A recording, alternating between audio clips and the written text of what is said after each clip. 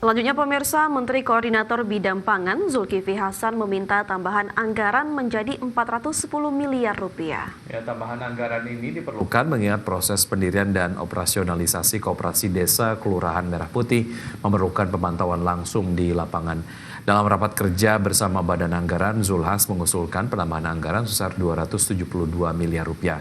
Zulhas menegaskan bahwa Koperasi Desa Merah Putih bersifat operasional dan mencakup kebutuhan pangan lainnya. Menurutnya keberhasilan Koperasi Desa Merah Putih sangat bergantung pada pendampingan langsung di daerah.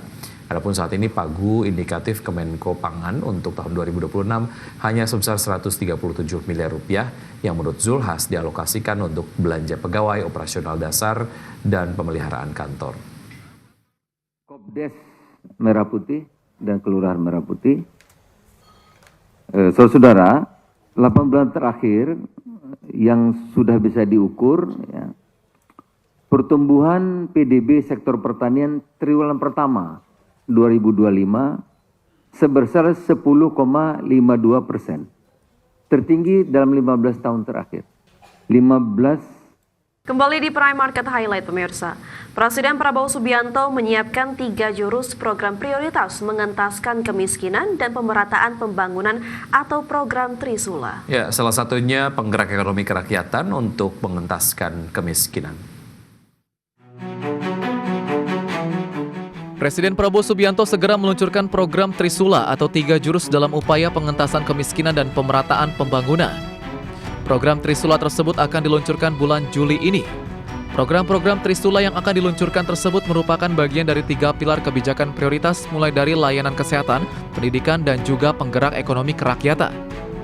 Ketiga program tersebut, yang pertama, sekolah rakyat yang akan diluncurkan sekitar 100 unit sekolah mulai beroperasi di tahun ajaran baru pada pertengahan bulan Juli ini. Program ini menyasar anak-anak dari keluarga yang mengalami kemiskinan ekstrim. Program ini dapat mengentaskan kemiskinan dengan memberikan layanan pendidikan untuk memperbaiki kualitas hidup anak-anak dari keluarga miskin. Program yang kedua, cek kesehatan gratis di sekolah yang akan diberikan khusus untuk anak-anak sekolah. Pemerintah ingin memastikan peningkatan kualitas sumber daya manusia dengan kesehatan harus terjaga dengan baik. Kemudian yang ketiga, Koperasi Desa Merah Putih, di mana Kopdes ini dinilai mampu menggerakkan perekonomian masyarakat langsung dari tingkat desa dan kelurahan di seluruh Indonesia. Rencananya akan di-launching Presiden Prabowo Subianto tanggal 19 Juli mendatang. Ini merupakan bagian dari Trisula, program pemerintah untuk pemerataan pembangunan dan pengentasan kemiskinan. Teman-teman mungkin perlu juga mengetahui bahwa pemerintah di bawah pimpinan Presiden Prabowo Subianto itu punya 3 senjata untuk mengentaskan kemiskinan dan untuk mencapai Indonesia Emas. Senjata yang pertama itu adalah kesehatan, senjata kedua pendidikan, dan senjata ketiga adalah sosial ekonomi. Nah, ada 3 program yang sangat besar, sangat masif juga yang akan diluncurkan. 3 program prioritas ini bakal menjadi jurus utama pemerintah dalam pengentasan kemiskinan dan pemerataan pembangunan secara berkelanjutan dan terpadu. Tim Liputan IDX Channel.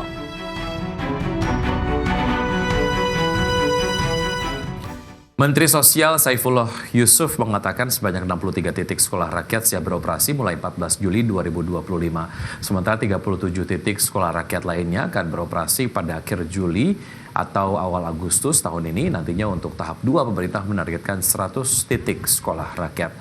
Mensos menyatakan saat ini Kementerian Kesehatan telah mulai memberlakukan cek kesehatan gratis bagi anak-anak calon peserta didik sekolah rakyat. Pemeriksaan kesehatan ini bertujuan untuk mengetahui kondisi kesehatan para calon peserta didik dan mengantisipasi adanya penularan penyakit di asrama. Dalam penyelenggaraannya, Kementerian Sosial bersinergi dengan kementerian dan lembaga terkait dalam satu satuan tugas untuk mempersiapkan semua kebutuhan. Sampai hari ini alhamdulillah sudah ada 63 titik yang sudah siap menyelenggarakan sekolah rakyat pada tanggal 14 Juli yang akan datang. Sementara sisanya lagi 37 titik itu akan dimulai pembelajarannya insya Allah akhir Juli. Kenapa? Siswa gurunya semua sudah siap di 100 titik. Memang masih ada nunggu sarana prasarana yang masih harus Ya pemirsa, Kepala BPS mengungkapkan program sekolah rakyat merupakan bentuk intervensi nyata dalam memutus rantai kemiskinan struktural. Pasalnya terdapat korelasi antara tingkat pendidikan dan kesejahteraan rumah tangga.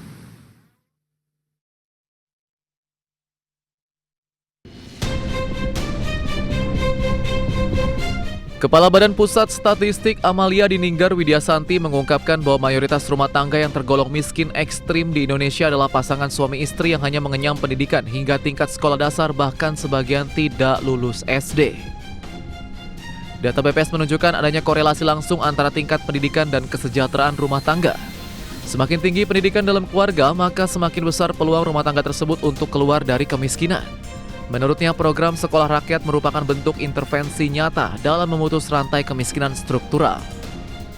Semakin tinggi tingkat pendidikan kepala keluarga, semakin sejahtera rumah tangga tersebut. Jadi kalau kita perhatikan rumah tangga miskin ekstrim, itu kepala rumah tangganya mayoritas pendidikannya adalah SD, bahkan tidak lulus SD. Jadi ini memang untuk memutus kemiskinan, intervensi oleh pendidikan menjadi sangat.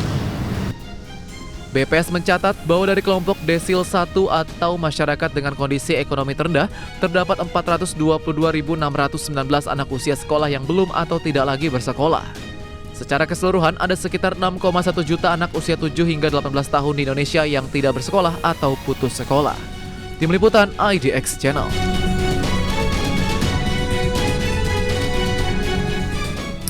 PT Era Jaya Swasembada Tbk berhasil meraih penghargaan pada ajang IDX Channel Anugerah ESG 2025. Era Jaya dinilai telah berhasil mengimplementasikan 3 pilar utama ESG dengan program unggulannya yakni pengelolaan limbah elektronik atau e-waste.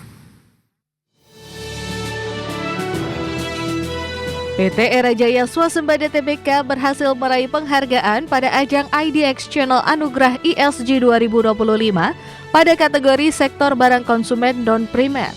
Penghargaan ini didapat sebagai bentuk komitmen dan konsistensi perseroan dalam menerapkan prinsip-prinsip ESG di seluruh aspek operasional.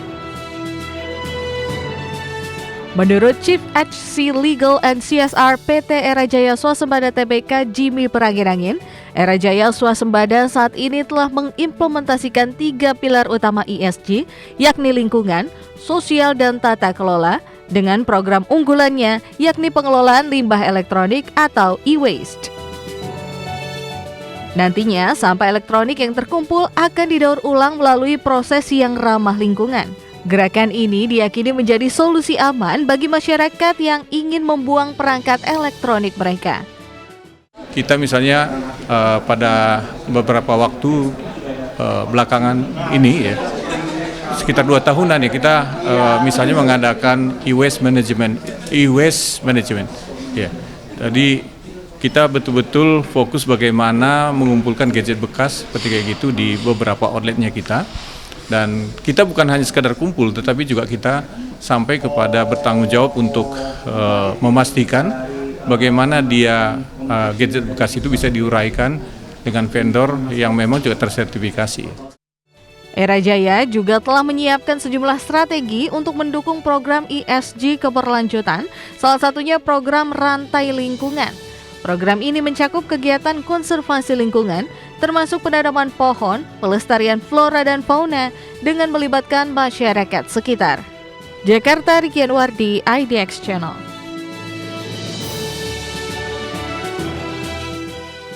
Pemirsa, China mencatat inflasi sebesar 0,1% secara tahunan di Juni 2025. Informasi selengkapnya tetaplah bersama kami di Prime Market Highlights.